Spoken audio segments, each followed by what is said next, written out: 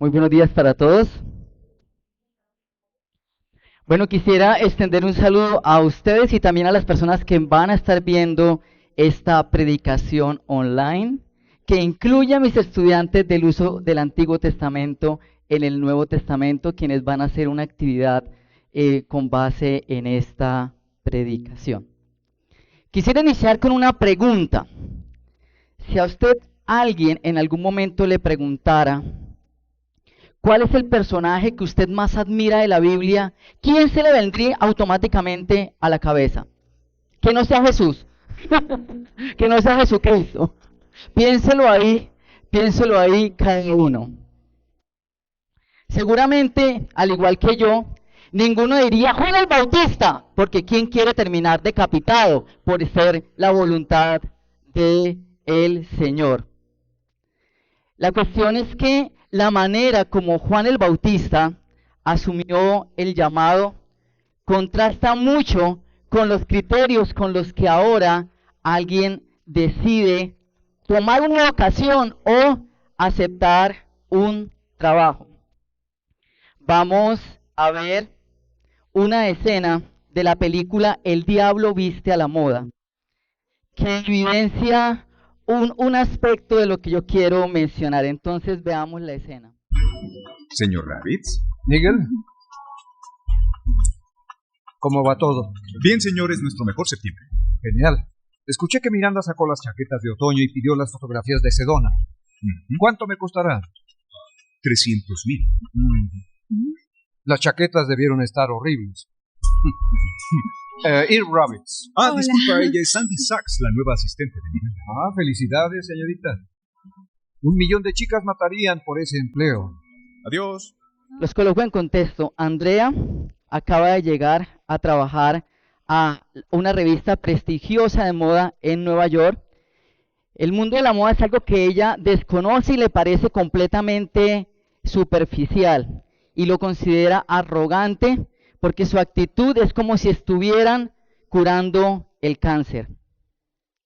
Y en ese contexto llega a trabajar y su jefe es Miranda, una mujer excelente en su trabajo, pero obsesionada con su trabajo y muy, muy exigente. La cuestión es que esta frase, 1,000,000 de chicas matarían por este empleo, evidencia un aspecto de algunas personas en la sociedad actual, aclaro que no todas, que para elegir su trabajo, su vocación o la carrera que van a estudiar, se hace en muchos casos lo que sea por llegar allí. Así eso implique agredir a otros, pasar por encima de otros, porque es que yo tengo que llegar a ese empleo. En muchos casos, los criterios para asumir esa vocación o ese empleo es lo que yo he denominado las 3P. Se buscan aquellas que den plata, poder y prestigio. Y entonces, retomando el caso de Juan el Bautista, tal como se presenta en el Evangelio de Marcos, vamos a contrastarlo también con la actitud de los discípulos en los capítulos de ese Evangelio, los capítulos 9 y 10. Entonces, vamos a leer Marcos capítulo 1, versículos 1 al 11. Marcos capítulo 1, versículos 1 al 11. Marcos 1, 1 al 11. Principio del Evangelio de Jesucristo, Hijo de Dios. Aquí yo envío a mi mensajero delante de tu faz, el cual preparará tu camino. Voz del que clama en el desierto, preparad el camino del Señor. Haced derechas sus sendas. Juan el Bautista apareció en el desierto predicando el bautismo de arrepentimiento para el perdón de pecados. Y acudía a él toda la región de Judea y toda la gente de Jerusalén, y confesando sus pecados eran bautizados por él en el río Jordán. Juan estaba vestido de pelo de camello, tenía un cinto de cuero a la cintura y comía langostas y miel silvestre. Y predicaba diciendo: tras mí viene uno que es más poderoso que yo, a quien no soy digno de desatar inclinándome la correa de sus sandalias. Yo os bauticé con agua, pero él os bautizará con Espíritu Santo. Y sucedió en aquellos días que Jesús vino de Nazaret de Galilea y fue bautizado por él en el Jordán. E inmediatamente, al salir del agua, vio que los cielos se abrían y que el Espíritu como paloma descendía sobre él, y vino una voz de los cielos que decía: Tú eres mi Hijo amado, en ti me he complacido. Estamos frente a la primera perícopa, el primer pasaje del Evangelio de Marcos, que inicia con una afirmación: Jesús es el Cristo, el Hijo de Dios. Él es el Mesías. Y eso es algo que el autor va a ir mostrando a lo largo del Evangelio. En el versículo 2 se menciona que así como está escrito en el profeta Isaías, aunque está mencionando Isaías, hay que dejar claro que se están citando dos textos del Antiguo Testamento, Malaquías 3:1 e Isaías 40:3. Entonces, al revisar estos textos veterotestamentarios y su contexto, se nota lo siguiente. Malaquías 3:1 dice: He aquí yo envío a mi mensajero, y él preparará el camino delante de mí. Y vendrá de repente a su templo el Señor a quien vosotros buscáis, y el mensajero del pacto en quien vosotros os complacéis. He aquí viene, dice el Señor de los ejércitos. Revisando este texto y su contexto, lo que se muestra es que Yahvé, el Señor mismo, envía a su mensajero para preparar el camino delante de él antes del día del juicio. Ahora pasemos a Isaías 40:3, que dice: Una vez clama, preparad en el desierto camino del Señor, allanad en la soledad calzada para nuestro Dios. Revisando nuevamente el contexto de este pasaje, se describe una voz que clama y que prepara el camino del Señor en medio del desierto. Y parece anunciar que viene un segundo éxodo del pueblo de Dios. Ahora, miremos cómo está estructurado este texto. Vienen estas citas del Antiguo Testamento, luego aparece Juan el Bautista y luego aparece Jesús. Entonces, en este texto, en este pasaje de Marcos, está teniendo cumplimiento ese texto. Juan el Bautista es ese mensajero que prepara el camino del Señor. Y resulta que después el que viene es el Señor Jesús. Entonces, Él está preparando el camino al Señor. Lo interesante es que en este pasaje, el mensajero está preparando el camino del Señor, de Yahvé mismo. Y Juan el Bautista está preparando el camino al Señor Jesús. Lo que el autor está haciendo aquí es que está aplicando este texto a Jesús. De alguna manera está colocando como si Jesús y el Señor estuvieran al mismo nivel. Lo que él está haciendo aquí es, de manera implícita, hacer una afirmación teológica muy importante, que Jesús es Dios. Y eso es algo que él ya venía desarrollando y ya empieza a desarrollar aquí. Recuerde, Jesús, el Cristo, el Hijo de Dios, y ya lo está mostrando aquí. Pero esto no se muestra solamente por el hecho de estos textos del Antiguo Testamento. Algo que me llamó mucho la atención es que Juan está bautizando en el desierto. Las personas vienen, confiesan sus pecados y son bautizados por Juan. Pero si usted mira el texto, se da cuenta que Jesús viene y pasa directamente a ser bautizado por Juan. Jesús no hace confesión de pecados. Jesús pasa directamente a ser bautizado. Jesús es aquel sin pecado que no tiene de qué arrepentirse.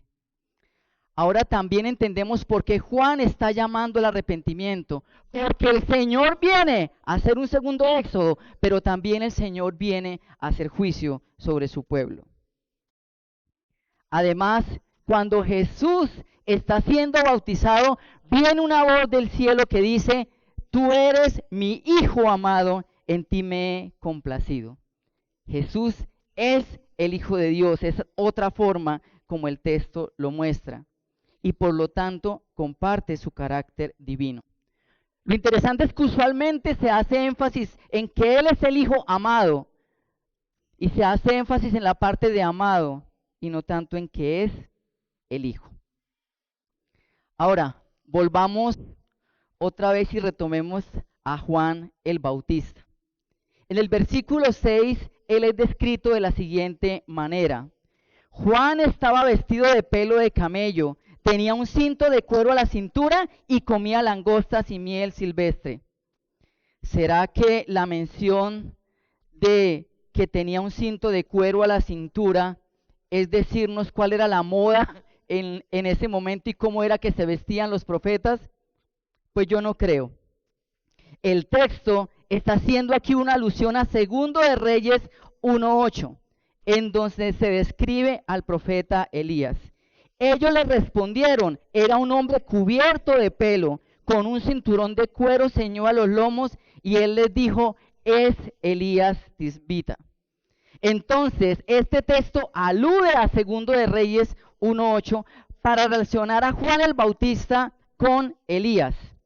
Y es que en aquel momento había la creencia de que vendría alguien como el profeta Elías que prepararía el camino del Señor. Entonces, Juan el Bautista es ese Elías que viene a preparar el camino del Señor. Ahora, es interesante la manera como Juan el Bautista se concibe frente al Señor y con base en eso se relaciona con él. Los versículos 7 y 8 mencionan: y predicaba diciendo: tras mí viene uno que es más poderoso que yo, a quien no soy digno de desatar inclinándome la correa de sus sandalias. Yo os bauticé con agua, pero él os bautizará con el Espíritu Santo. Y llama la expresión aquel que es más poderoso que yo. La Nueva Traducción Viviente dice: Juan anunciaba: pronto viene alguien que es superior a mí, tan superior que ni siquiera soy digno de inclinarme como un esclavo y desatarle las correas de sus sandalias.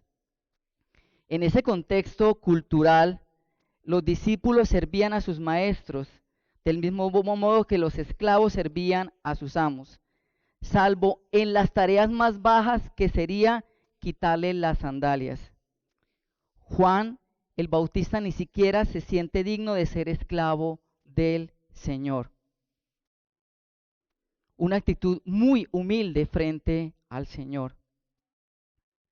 La vida de Juan el Bautista ejemplifica que su criterio para responder al llamado y su vocación no es esas 3P que son el auge en algunos casos en la actualidad.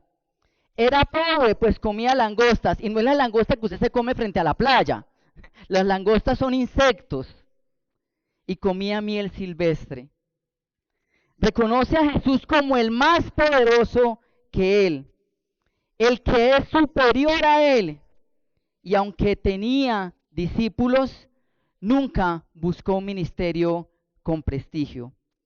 Toda su vida estuvo enfocada a preparar el camino del Señor. Lo interesante es que Juan termina decapitado. Marcos 6, 27 y 28 dice: así que enseguida Herodes envió a un verdugo con la orden de llevarle la cabeza de Juan. El hombre fue, decapitó a Juan en la cárcel y volvió con la cabeza en una bandeja. Se la entregó a la muchacha y ella se la dio a su madre. Al parecer, la muerte de Juan, y por medio de esto, él también está preparando el camino del Señor. Juan muere por hacer la voluntad de Dios en el contexto de hacer la voluntad de Dios, y muere en un contexto injusto. Algo muy similar de lo que ocurre y lo que va a ocurrir con Jesús cuando uno lee todo el Evangelio. Lo interesante es que Juan el Bautista, a pesar de ser reconocido por Herodes como un hombre justo y santo, es decapitado por una orden suya. Uno esperaría que Juan el Bautista, por ser una figura de Elías, terminara llevado en un torbellino al cielo, pero resulta que termina decapitado. Entonces, la manera como Juan el Bautista desarrolló su ministerio implicó que él se convirtió en la piedra en el zapato en su sociedad, en mucho de su tiempo. Y si miran el contexto van a saber lo que pasó ahí con Herodes y Herodías. Juan el Bautista fue alguien que respondió a su llamado conforme a lo que Dios esperaba y con un estilo de vida completamente contracultural. Desde mi punto de vista fue un personaje enigmático y yo diría, el Bautista no vivió a la moda. Y quisiera titular esta enseñanza, el cristiano no vive a la moda. Y lo podemos ajustar, no lo podemos colocar nosotros este título, el seminarista no vive a la moda, o si quiere colóquele su propio nombre, Sandro no vive a la moda, Carlos no vive a la moda, Juan no vive a la moda, etc. La cuestión es que nosotros, esta institución, ha asumido una vocación que es contracultural. Porque ¿a quién se le ocurre estudiar teología? Eso no da plata ni prestigio. O como me dijo un amigo en Bucaramanga, oye hermano, ¿se va a ir a estudiar teología? Eso no da plata, mano, otro pregrado y en teología uno sí puede vivir de eso, mano. Nosotros somos una institución contracultural. ¿O a quién se le ocurre que toda una familia va a hacer grandes esfuerzos para que uno de sus miembros estudie teología? ¿O a qué mujer se le ocurre trabajar para que su esposo pueda estudiar teología?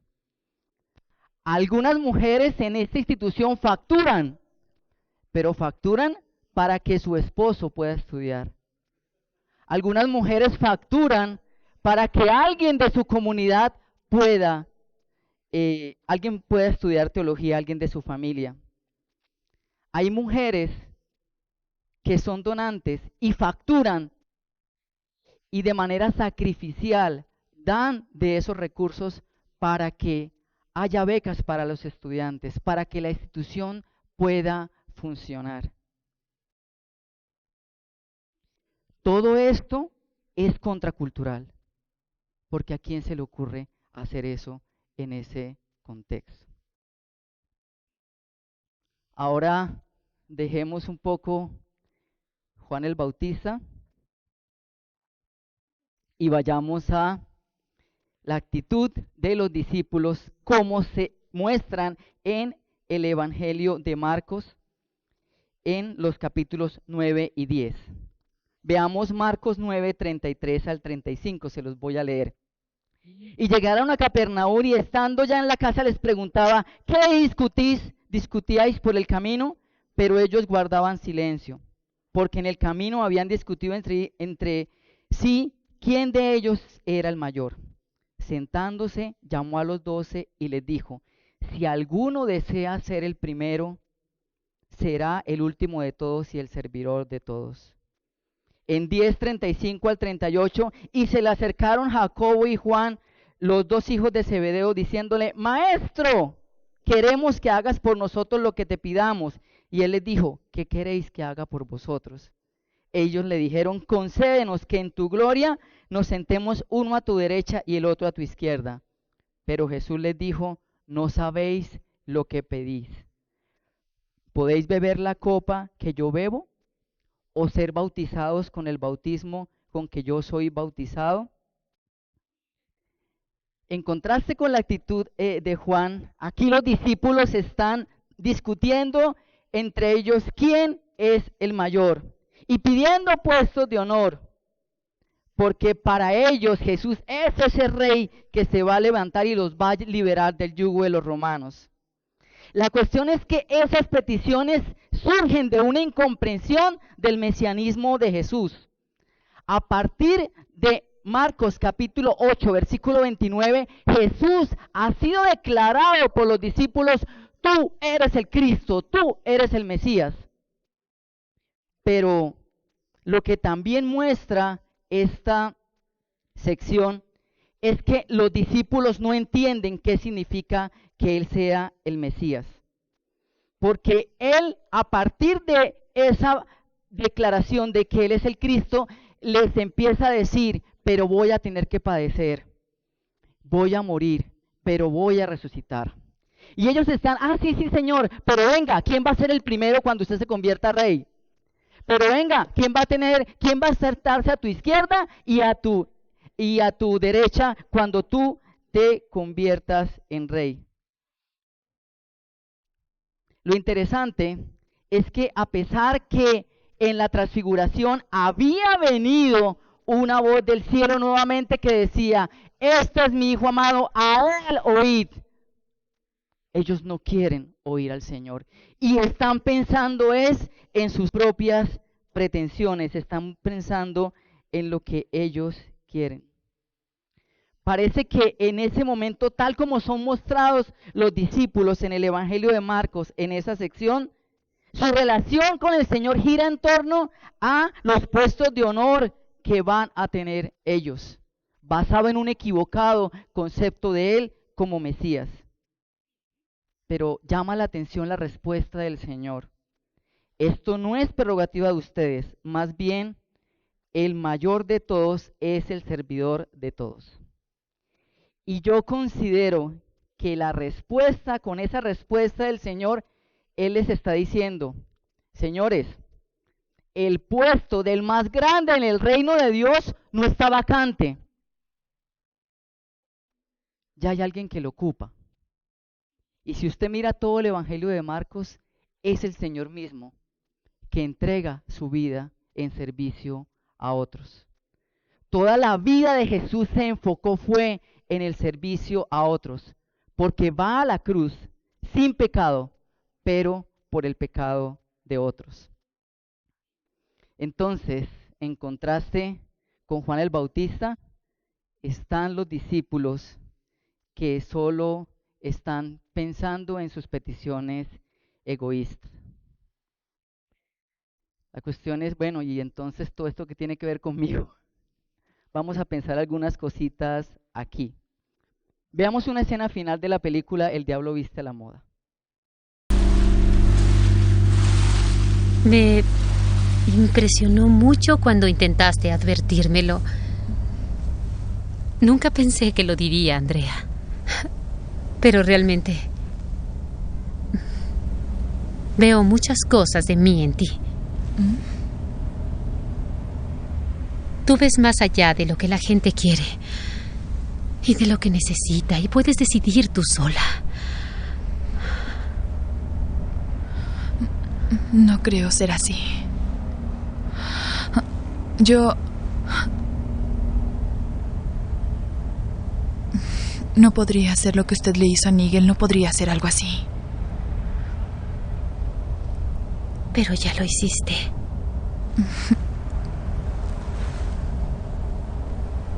A Emily. Eso no fue lo... Eso fue diferente, no tuve opción. Oh no, tú decidiste crecer. Si quieres esta vida, estas decisiones son necesarias. Pero, ¿y si esto no es lo que quiero? Me refiero a, ¿y si no quiero ser como usted? No seas ridícula, Andrea. Todas quieren esto. Todas quieren ser como nosotras.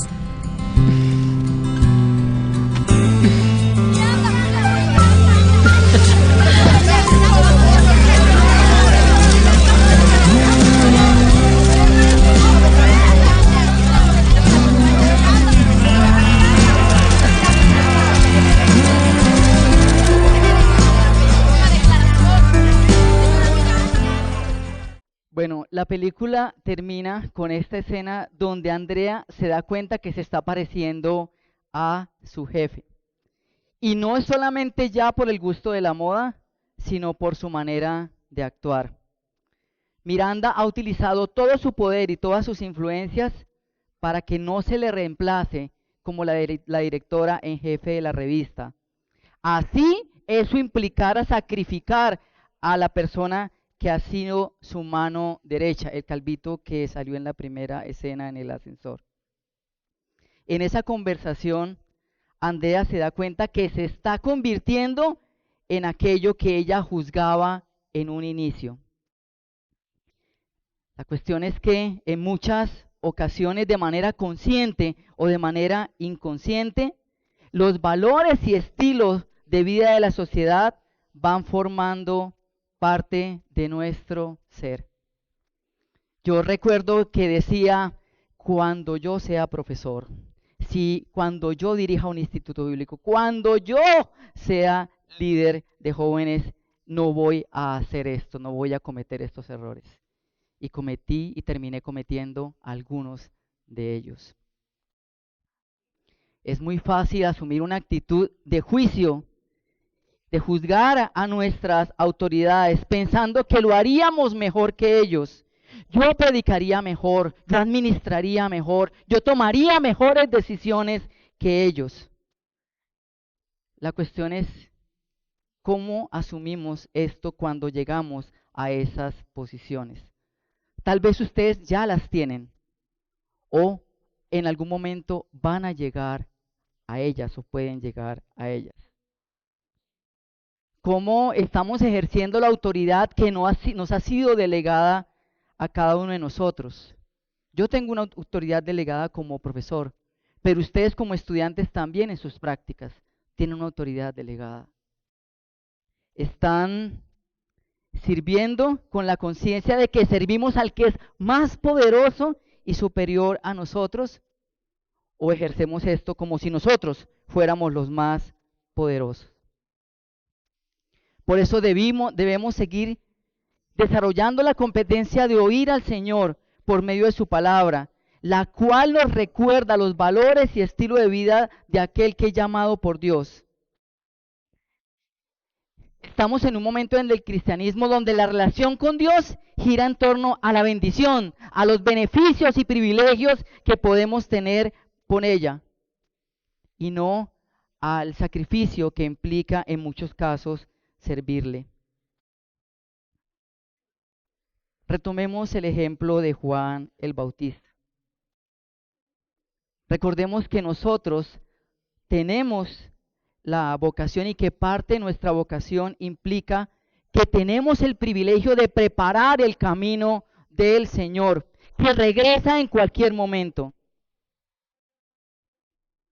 Esta realidad fue muy confrontante para mí, porque me di cuenta que yo me había acomodado a mi labor como profesor y decía, estoy haciendo la voluntad de Dios, estoy respondiendo al llamado de Dios. Pero había descuidado el hecho de compartirlas a otras personas de Cristo. Y quiero ser muy claro en esto, yo estoy hablando a nivel personal, Sandro, como profesor. Porque sé que aquí hay colegas, funcionarios, estudiantes, que buscan cualquier oportunidad para compartir de el Señor. Qué bueno que la FUSBC, el Señor nos ha permitido que seamos reconocidos como una institución de alta calidad por una comunidad especial. Pero qué bueno que también nos sigamos esforzando por ser una comunidad que recuerda el Señor viene y estamos viviendo en función de esto. Usted se preguntará, pero bueno, ¿y entonces eso cómo se hace? ¿A cuántos les ha hablado el Señor en este ciclo de enseñanza sobre el Sermón del Monte? A mí me ha hablado el Señor. Y la vivencia de lo que el Señor nos ha hablado en este ciclo de Sermón del Monte es una forma como nosotros preparamos el camino del Señor y que nos recuerda que vivimos en función de que el Señor viene. Qué bueno que la Escritura no se nos convierta a nosotros simplemente en el texto de estudio, sino que cada vez que nos acerquemos a ella, ya sea para hacer un trabajo, para presentar una actividad evaluativa en la preparación de una enseñanza o una predicación o escuchando una de ellas, sea un momento no solo para recordar que el Señor viene, sino para asumir una actitud que Sandro no vio a la moda, recuerde colocar su nombre, sino que anhela el regreso del Señor y vive en función de su venida. El asunto es que si realmente hemos entendido por la palabra del Señor el significado de Jesús como Dios y Mesías, entonces también debemos asumir las implicaciones de aquellos que son llamados y somos llamados a servirle. Y en ese contexto creo que esto implica tener una mirada puesta en la cruz. Y yo sé que ser seminarista no es fácil, y lo digo porque yo fui seminarista. Yo soy consciente de las carencias económicas, yo soy consciente de los tiempos de soledad. Y como diría el paisa, para acabar de ajustar la falta, la exigencia académica alta que hay en esta institución. Y en muchos casos sentimos que eso nos dificulta aún más responder adecuadamente al llamado del Señor. Pero eso no significa que salgamos corriendo. No significa que debemos abandonar los estudios. O no significa que no tenemos un llamado. Al contrario, lo confirma. Los obstáculos para servir al Señor en muchos casos confirman que tenemos un llamado para seguirle a Él. El ejemplo de Juan el Bautista y Cristo mismo así lo muestran. Cada paso para ir a la cruz fue muy difícil para Cristo. Pero eso no significa que no fuera la voluntad de Dios.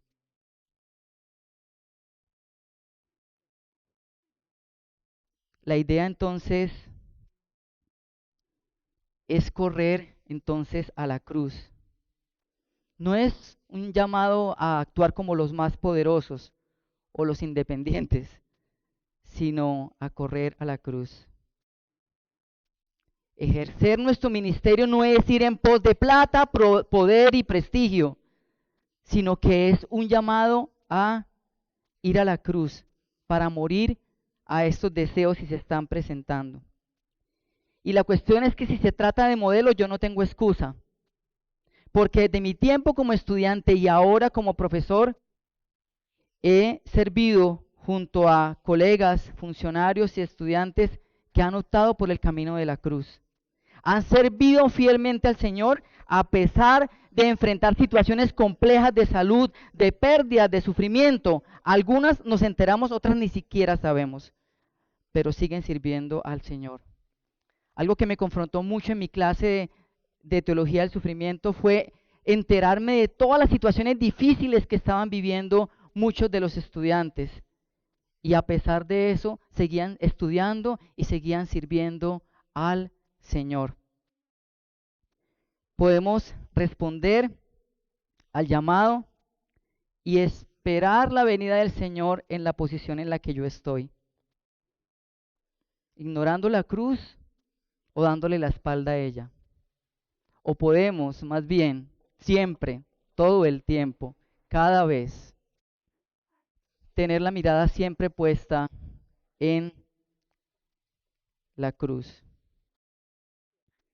Recordando que según lo que muestra el Evangelio de Marcos, aquel que dijo que iba a padecer, que iba a morir y que iba a resucitar, lo cumplió. Así tal cual se dio. Entonces, aquel que dijo que iba a regresar, también lo va a cumplir. Esperamos al Señor, no buscando señales alrededor, sino con la mirada puesta en la cruz, que nos recuerda que seguimos y servimos al que es más poderoso, el que es el superior, al que teniendo todo el poder para no ir a la cruz o para bajarse de ella, no lo hizo. El servicio al Señor es un continuo ir a la cruz para morir a nosotros, para que se vea Cristo, a quien reflejamos hasta el momento de su venida. ¿Qué tal si oramos? Y les quiero pedir algo. Hoy vamos a hacer algo contracultural. No oremos con los ojos cerrados. Oremos con los ojos abiertos mirando a la cruz, que nos recuerda que el Señor cumple sus promesas. Señor, yo sé que aquí hay miembros en la comunidad, tanto presencial como online, que dicen, Señor, yo no aguanto más. Yo quiero tirar la toalla. Ven pronto, Señor. Ayúdanos a cada uno de nosotros a tener siempre la mirada puesta en la cruz, Señor, que nos recuerda que tú cumples tu palabra y que nos recuerda que somos siervos tuyos, Señor, y que el más grande en el reino de los cielos eres tú, Señor. Te exaltamos y te glorificamos. En el nombre de Jesús. Amén.